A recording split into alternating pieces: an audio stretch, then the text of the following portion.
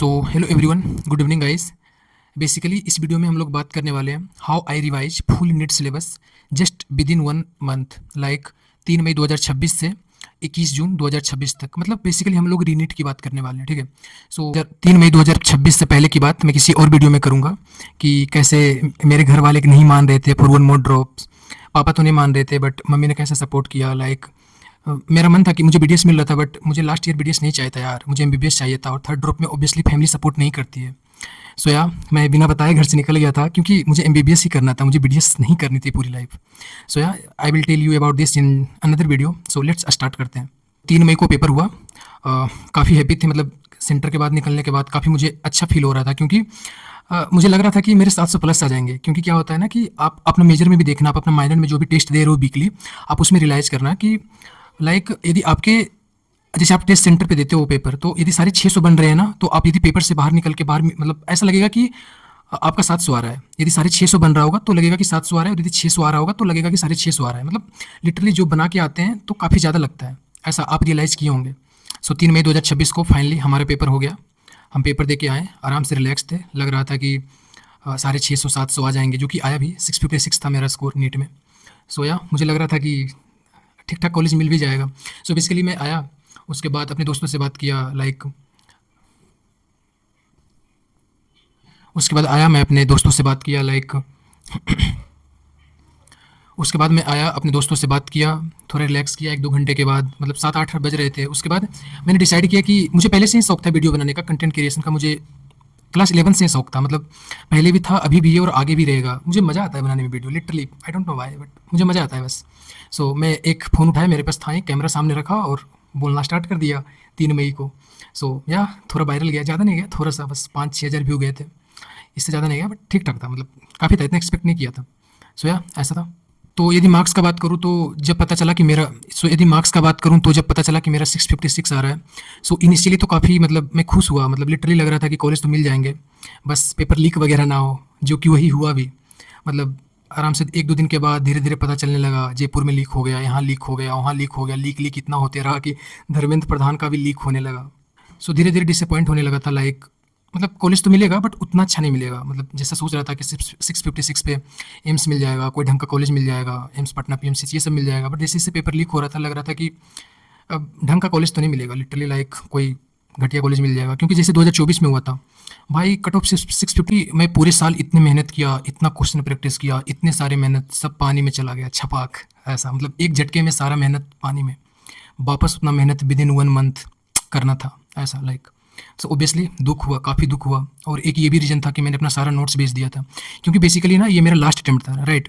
और last attempt था, मैं बिहार में अकेले था। सो अकेले था भाई, तो मतलब इतना सारा सामान अकेले लेकर आना, इट्स रियली हेडेक। मतलब काफ़ी मुश्किल होता है अकेले पूरा कोटा से बिहार आना सारा सामान लेके। और मेरा लास्ट अटेम्प्ट था, मैं नोट्स का क्या करता, मैं मॉड्यूल का क्या करता, कोई काम नहीं था, मतलब क्या करता। मेरा भाई भी नीट की तैयारी करता नहीं है, सो बेस्ट ही था। सो मैंने अपना सारा नोट्स भेज दिया है। और बेचने का एक ये भी रीज़न था कि मेरे एक माइंड में एक बार आया था कि क्या पता पेपर लीक हो जाए, ऐसा ये हो जाए वो हो जाए। बट मैं सोचा था कि भाई पिछले 10 साल में हर साल अप्रोक्स पेपर लीक हो रहे हैं, इवन 2025 में भी। ये पता लगे कि पेपर इतना टफ था कि लीक होने के बाद भी सोल्व भी नहीं कर पाया। मतलब जो लीक किया उसका वो तो क्या, उसका बाप भी नहीं सोल्व कर पाया। मतलब लिटरली इतना टफ पेपर बनाया गया था, बस इसी पर्पज़ से बनाया गया था। अब वो पेपर इतना टफ था, उसको देख के लोग पीएचडी कर रहे हैं। चलो बच्चे तो बच्चे हैं, 17-18 साल के, उनको उतना नॉलेज नहीं है। But what about teachers? Teachers भी वही कूल बनने के लिए, अट्रैक्ट करने के लिए बच्चों को आउट ऑफ सिलेबस पढ़ा रहे हैं, जेई मेंस, जेई एडवांस।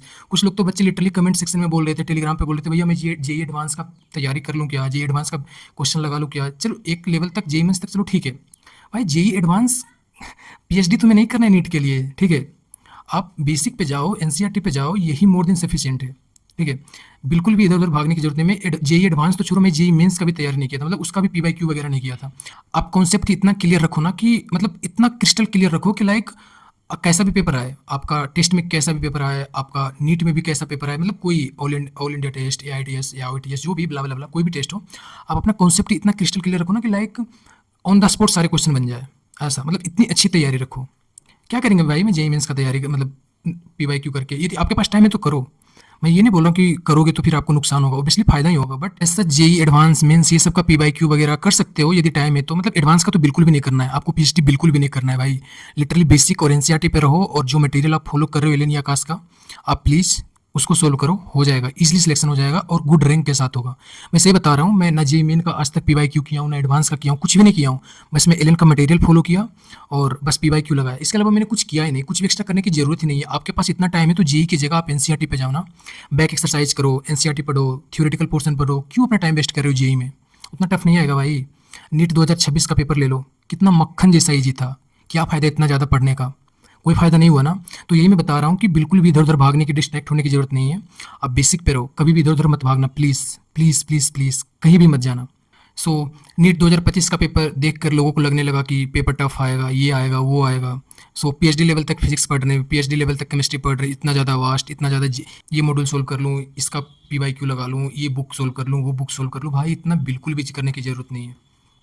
सो नीट 2025 का पेपर देखकर लोग पैनिक हो गए। बच्चे सोचने लगे भाई साहब इतना टफ पेपर आएगा, ये जेईई एडवांस, जेईई मेंस का पीवाईक्यू करने लगे, क्वेश्चन करने लगे। ये बुक कर लूँ, वो बुक कर लूँ, इसका मटेरियल लगा लूँ, ये एलएन, आकाश, पीडब्ल्यू, ये इधर-उधर का मटेरियल सॉल्व करने लगे, लिटरली, जो कि बिल्कुल भी नीडेड नहीं है। बच्चे चलो 17-18 की है तो वो नाबालिग है, आई मीन उनको उतना आइडिया नहीं है, उतना एक्सपीरियंस नहीं है। एटलीस्ट टीचर को तो बताना चाहिए। टीचर लोग खुद पीएचडी करवाने में लगे थे। भाई मैं खुद देखा हूँ ऑनलाइन, जिससे आप पढ़ रहे हो ना, सीडब्ल्यू, पीडब्ल्यू, एडब्ल्यू, बीडब्ल्यू, ये लोग लिटरली यही करवा रहे थे, मैं देखा हूँ। आउट ऑफ सिलेबस जा रहे हैं। सो क्या होगा? और बच्चे तो उन्हीं को भगवान मानते हैं। इंडिया में तो और टीचर्स को गुरु का दर्जा दिया गया है, सो लिटरली बच्चे उन्हीं का मानेंगे। यही हुआ। आप भी दे सकते हो पेपर 2026 का। मैं नीट का बात कर रहा हूँ, रीनीट का नहीं। रीनीट दैट्स कॉमन सेंस, टफ तो आएगा ही। मैं नीट का बात कर रहा हूँ भाई, कितना ईजी था, मतलब इतना स्मूथ, इतना ईजी, मतलब मक्खन जैसा था, इतना ईजी। फालतू में परेशान हो रहे थे, इधर का पेपर उधर का पेपर, मतलब ऐसा कोई ज़रूरत नहीं है, ये सब में मत पढ़ो। सो या मैंने भी ड्रॉप लिया था।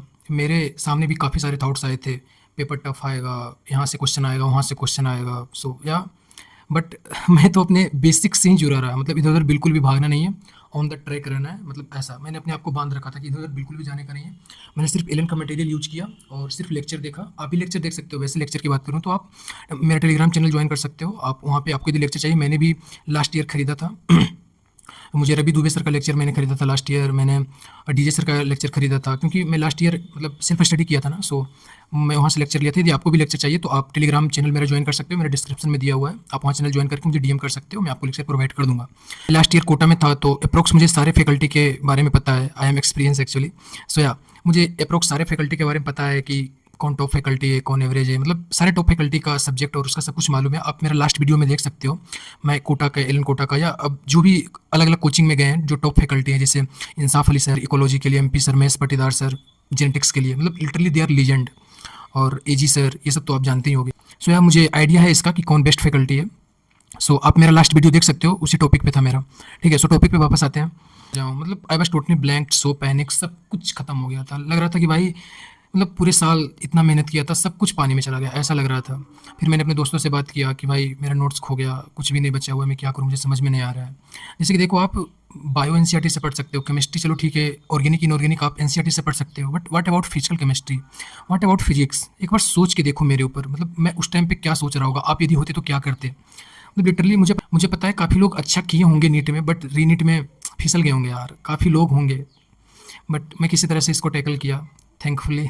सो मैं उनसे बात किया तो उन्होंने बोला कि ठीक है भाई, मेरा नोट्स ले लेना, आप मतलब ईज़िली कर सकते हो। They are so helping. वो मेरे सब लाइब्रेरी के फ्रेंड थे, क्योंकि मैं तो लेक्चर लिया नहीं था इस बार, एलन कोटा तो गया नहीं था, सिर्फ कोटा में सेल्फ स्टडी किया था। तो लाइब्रेरी के सारे दोस्त इतने अच्छे थे, इतने पोलाइट, इतने काइंड, इतने स्वीट, मतलब लिटरली बोलो वो अपना सारा नोट्स लाइब्रेरी में रख दिए थे।